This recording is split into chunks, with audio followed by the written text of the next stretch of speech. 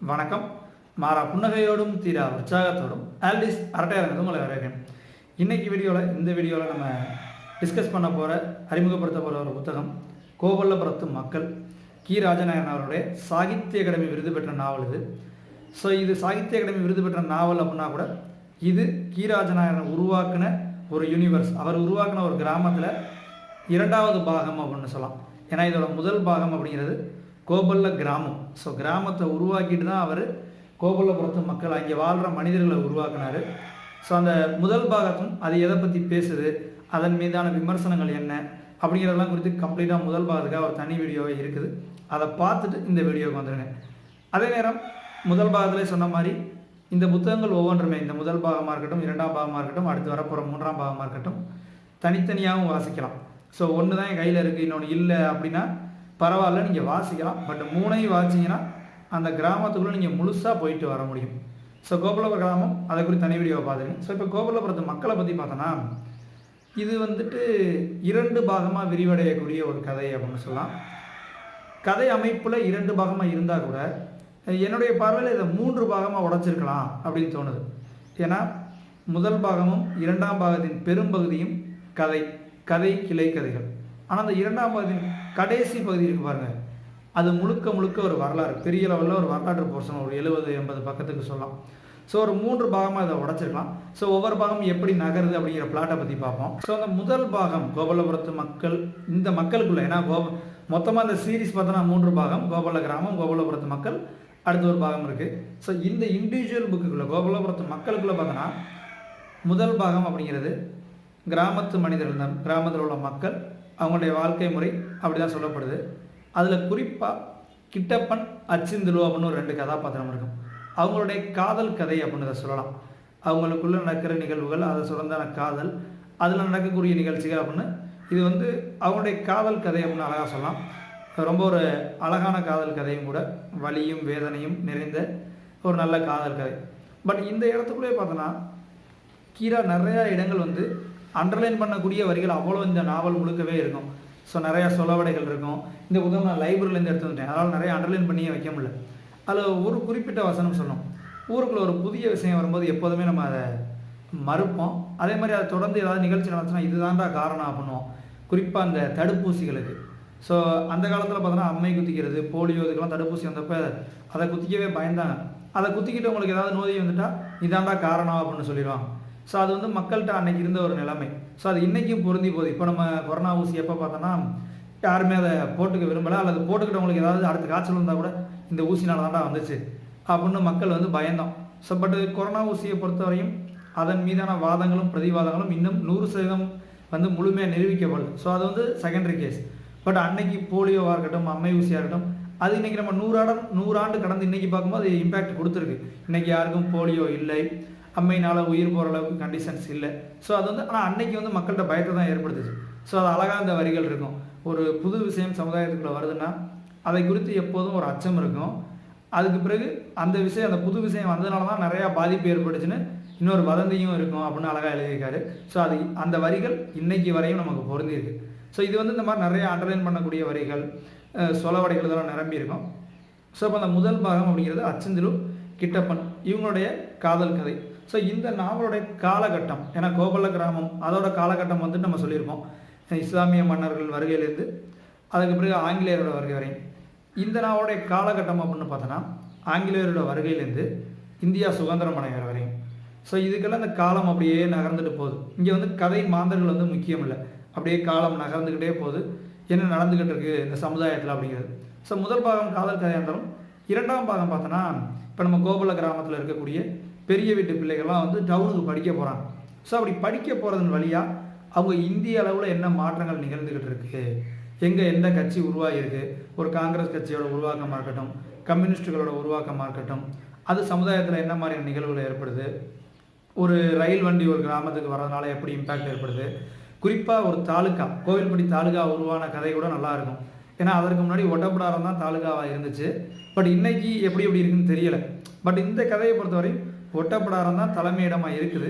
But அங்கேருந்து கோவில்பட்டியை தாலுக்காவாக மாறுது அப்படிங்கிற மாதிரி பல சுவாரஸ்யமான தகவல்கள் இருக்கும், வரலாற்று தகவல். பட் வரலாறு அப்படிங்கிறப்ப பாடம் நடத்துகிற மாதிரி இல்லாமல் கதையோட்டத்தில் போகும். 2ஆம் பாகத்தில் ஒரு முடிவுக்கு முந்தைய பகுதி வரையும். பட் 2ஆம் பாகத்தோட முடிவு பகுதி கடைசி ஒரு 70-80 பக்கம் அப்படிங்கிறப்ப முழுக்க முழுக்க அது ஒரு வரலாறு சொல்லும். எந்த வரலாறு அப்படின்னு பார்த்தோன்னா 1946 நடந்த நேவல் அப்ரைசிங் அப்படின்வாங்க வரலாற்றில், கடற்படையின் எழுச்சி. ஸோ அப்போ என்ன நினச்சுன்னா, பாம்பேயில் நம்ம இந்தியன் நேவியில் இருந்தவங்க, இந்தியன் நேவி அப்படின்னு சொன்னால் ராயல் இந்தியன் நேவி, RINன்னு சொல்லுவாங்க. ஏன்னா அப்போ பிரிட்டிஷர் கீழே தான் நம்ம இருந்தோம். ராயல் இந்தியன் நேவியில் இருந்த அந்த கடற்படை அதிகாரிகளும் சரி ஊழியர்களும் சரி ஒத்துழைக்க மறுத்துட்டாங்க, நான் உனக்கு ஒத்துழைக்க முடியாது அப்படின்னு. ஸோ இது ஒரு சுவாரஸ்யமான வரலாறு. வரலாறை படிச்சுக்கிறவங்களுக்கு இதை படிக்கும்போது அந்த நினைவு கூற மாதிரி இருக்கும், அட கதையோட்டத்தில் இவ்வளோ விஷயத்த சொல்லிட்டாரே அப்படின்னு. பட் வரலாறு தெரியாதவங்களுக்கு இந்த இடம் ஒரு சின்ன பிரேக்காக தான் இருக்கும். உங்களுக்கு ரொம்பலாம் அதுக்காக வாசிக்க கடினமாயிடாது, ஐயோ வரலாற்று பாடம் நடத்துகிறாரு அப்படின்னு. ஏன்னா ஒரு 250-270 பக்க கதையில் 200 பக்கம் வரை நீங்கள் நல்ல ஃப்ளோவில் வந்துடுவீங்க. கடைசி ஒரு 60-70 பக்கங்கள் தான் இந்த வரலாறு இருக்கும். இதுவும் ஒரு சின்ன ஸ்பீடு பிரேக் மாதிரி இருந்தாலும் நீங்கள் அதை வாசிடுவீங்க. பட் வரலாறை வாசிக்கிறவங்களா இருந்தீங்கன்னா இது உங்களுக்கு நல்லாயிருக்கும், அட அதை கொண்டு நீங்கள் இணைச்சிட்டாரே அப்படின்னு. ஸோ இப்போ இந்த நேவல் அப்ரைசிங் அப்படிங்கிறது என்னென்னு பார்த்தோன்னா, இந்திய வரலாற்றில் 3 முறை சிப்பாய்களோட எழுச்சி நடந்துச்சு. முதல் முறை 1806 இங்கே நம்ம தமிழ்நாட்டில் நடந்துச்சு, வேலூர் சிப்பாய் புரட்சி, சிப்பாய் கழகம் அப்படின்னு சொல்லலாம். அதற்கு காரணமாக இருந்தது 1801 நடந்த தென்னிந்திய புரட்சி. அதோட தொடர்ச்சியாக 1806 இங்கே வேலூர் கோட்டையில் வந்து சிப்பாய்கள் புரட்சி நடந்துச்சு. அதற்கு பிறகு ஒரு 50 ஆண்டு தள்ளி 1857 சிப்பாய் புரட்சி நடந்துச்சு. ஸோ முதல் நடந்தது வேலூர் புரட்சின்னு சொல்லலாம், இதை சிப்பாய் புரட்சி அப்படின்னு சொல்லுவாங்க. கிரேட் இந்தியன் ரிவோல்ட் அப்படின்னு ஆங்கிலத்தில் சொல்லுவாங்க, அல்லது சிப்பாய் மியூட்டினி, சிப்பாய் ரிவோல்ட் இப்படிலாம் சொல்லுவாங்க. ஸோ 1857 நடந்தது 2வது. ஸோ 1806 வந்து முன்னுரைன்னு வைக்கலாம், 1857 ஒரு கட்டுரையின் நடுப்பாகன்னு வைக்கலாம். முடிவுரை அப்படின்னு சொல்லிக்கிறப்ப 1946 நடந்த நேவல் அப்ரைசிங்.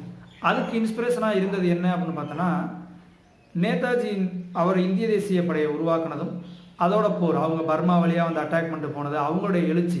ஸோ அதில் இன்ஸ்பயர் ஆகி இங்கே நம்ம கப்பற்படை, பாம்பேயில் இருந்த கப்பற்படை ஒரு ஒத்துழையாமை மாதிரி நடந்தாங்க, நாங்கள் வந்து வெள்ளைக்காரங்க வேலை பார்க்க முடியாது அப்படின்னு கிளர்ந்து எழுந்தாங்கன்னு சொல்லலாம். அதோட தொடர்ச்சியாக வந்து பாம்பே மட்டும் இல்லை, கராச்சிலையுமே கூட நடந்துச்சு. இங்கே எல்லாம் இருந்த அந்த கடற்படையில் இருந்த அதிகாரிகள் அந்தந்த கப்பலில் இருந்தவங்க வந்துட்டு வெள்ளைக்காரனுக்கு ஒத்துழைக்க மாட்டேன் அப்படின்னு சொல்லிட்டாங்க, நாங்கள் அதெல்லாம் பண்ண முடியாது அப்படின்னு. ஸோ இது வெள்ளைக்காரர்களுக்கு ஒரு மிகப்பெரிய பாதிப்பை ஏற்படுத்துச்சு.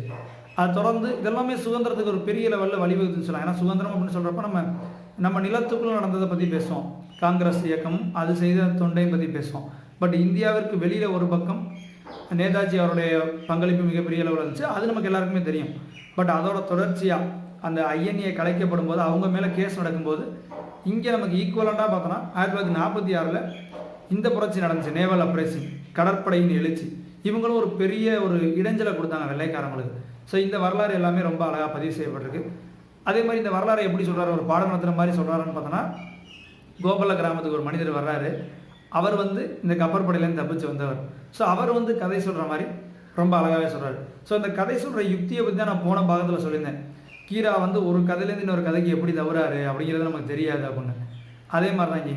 அதே மாதிரி இந்த முதல் பாகம் கிட்டப்பன் அச்சிந்துலு அந்த லவ் ஸ்டோரிலாம் பார்த்தோன்னா, அதிலே போகிற போக்கில் கோயில் காளையை பற்றி ஒரு நல்ல விளக்கம் சொல்கிறாரு. அதை படிக்கும்போது அப்போ தான் நமக்கு உணர முடியுது. நமக்கு கோயில் காளையெல்லாம் பற்றி தெரிஞ்சிருக்கோம், ஜல்லிக்கட்டு நடக்குதுன்னா அந்தந்த ஊரில் முதல்ல கோயில் காளையை தான் அவுத்து விடுவாங்க, இதெல்லாம் நமக்கு தெரியும். பட் ஏன் கோயில் காளைன்னு ஒரு கான்செப்டை கொண்டு வந்தாங்க, அதை ஏன் வளர்த்தாங்க அப்படிங்கிறதெல்லாம் அந்த முதல் பாகத்தை படிக்கும்போது கதையோட்டத்தில் நல்லா சூப்பராக புரியும். ஸோ இந்த மாதிரி நிறைய விஷயங்கள் நம்ம தெரிஞ்சுக்க முடியும். இப்படி கதை ஃபுல்லாகவே வந்து கீராஜனை இந்த கோபாலபுரத்து மக்களை பொறுத்தவரையும் நிறைய வரலாற்று சம்பவங்களையும் வரலாற்று தகவல்களையும் கதையோட்டத்திலே ரொம்ப அழகாக சொல்லிட்டாரு அப்படின்னு சொல்லலாம். கதை படிக்கிற மாதிரி இருக்கும், ஆனால் நிறையா வரலாற்று தகவல் இருக்கும். கடைசி 70 பக்கம் முழு வரலாறாகவே இருக்கும். ஸோ இது இந்த பாகத்தோட ஒரு எப்படி வந்திருக்கு அப்படிங்கிற ஸ்ட்ரக்சர். இப்போ இதில் பார்த்தோன்னா போன பாகத்தில் சொல்லியிருந்தேன், கதை முழுக்கும் நாயக்கர்கள்ன்ற வார்த்தை வருது. அப்போ வந்துட்டு இது ஒரு குறிப்பிட்ட சமூகத்தை பற்றி இருக்குதா அப்படின்ற விமர்சனம் பற்றிலாம் போன பாகத்தில் பேசியிருந்தோம். அதில் சொன்னேன், ஒரே ஒரு வரி மட்டும் ஒரு க்ளோரிஃபை பண்ணுற மாதிரி இருக்கும் அல்லது உயர்த்தி சொல்கிற மாதிரி இருக்கும் அப்படின்னு. அது என்ன வரி அப்படின்னு சொன்னால், கதையோட்டத்தில் வரும் எப்படின்னா, அந்த அச்சிந்துலு கிட்டப்பன் லவ் ஸ்டோரி எப்போ வரும், நாயக்க வீட்டு பெண்களோட அந்த ஒரு விடாப்பிடியான குணம் வந்து யாருக்கும் வராது, ரொம்ப முரட்டுத்தனமான ஒரு குணாதிசயம் இருக்கும், முரட்டுத்தனமாக இல்லை பிடிவாத குணம். ஸோ நாயக்க வீட்டு பெண்களுக்கே ஒரு பயங்கரமான பிடிவாத குணம் இருக்கும் அப்படின்னு ஒரு வரி இருக்கும்.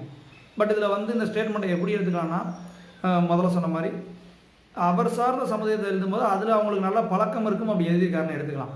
கம்பேரிட்டிவாக சொல்லலை, பிற பெண்களை விட நாயக்க வீட்டு பெண்களுக்குன்னு அவர் சொல்லலை, அவர் கதையோட்டத்தில் சொல்கிறார். அது ஏன்னா அதுக்கான ஒரு முக்கியமான சிச்சுவேஷன் கதையில் இருக்குது. அப்போ சொல்கிறார், நாயக்க வீட்டு பெண்களுக்கு பிடிவாத குணம் அதிகமாக இருக்கும் அப்படின்னு.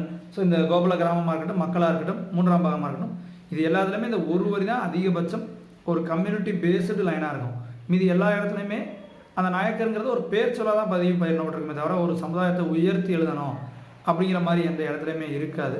ஸோ இது ஒரு ஜாதி சார்ந்த ஒரு புத்தகம் அப்படிங்கிற மாதிரிலாம் ரொம்ப ரேராக அந்த மாதிரி ஒரு சில விமர்சனங்கள் இருக்குது. பட் அந்த விமர்சனத்துக்குள்ளே நம்ம போக வேணாம். ரொம்ப சூப்பரான ஒரு நாவலாக வந்திருக்குது, அவசியம் படித்து பாருங்கள். இதற்கு பிறகு மூன்றாம் பாகத்தில் அதை முக்கியமாக கேட்டு பாருங்க. ஏன்னா அதில் தான் வந்துட்டு முதல் பாகம், இரண்டாம் பாகம், மூன்றாம் பாகம் இது ஒவ்வொன்றும் எப்படியான அமைப்பில் இருக்குது, இது வேறு எந்தெந்த நாவல்களெல்லாம் ஞாபகப்படுத்துது, எந்தெந்த நாவல்களுக்கு இன்ஸ்பிரேஷனாக இருக்கலாம். அதே மாதிரி மூன்றாம் பாகத்தின் ஒரு காட்சி தான் ஒரு ஃபேமஸான திரைப்படத்தில் வந்திருக்கு. இப்படி நிறைய கனெக்ஷன்ஸ் இருக்குது. ஸோ மொத்தமாக தெரிஞ்சுக்கிறதுக்கு அந்த மூன்றாம் பாகத்தையும் அவசியம் பாருங்கள். இந்த நேரத்தில் மறக்காமல் சேனலை சப்ஸ்கிரைப் பண்ணுங்கள். சேனலில் உள்ள மற்ற வீடியோஸ் புத்தகங்கள் குறித்து நிறைய வீடியோக்கள் இருக்குது, அதே நேரம் கிடைக்கும்போது பாருங்கள். குறிப்பாக நம்ம சேனலை உங்கள் நண்பர்களுக்கு கொண்டு போய் சேருங்க. மறுபடியும் அடுத்த பாகத்தில் நான் சந்திக்கிறேன். தொடர்ந்து வாசிப்போம். நன்றி.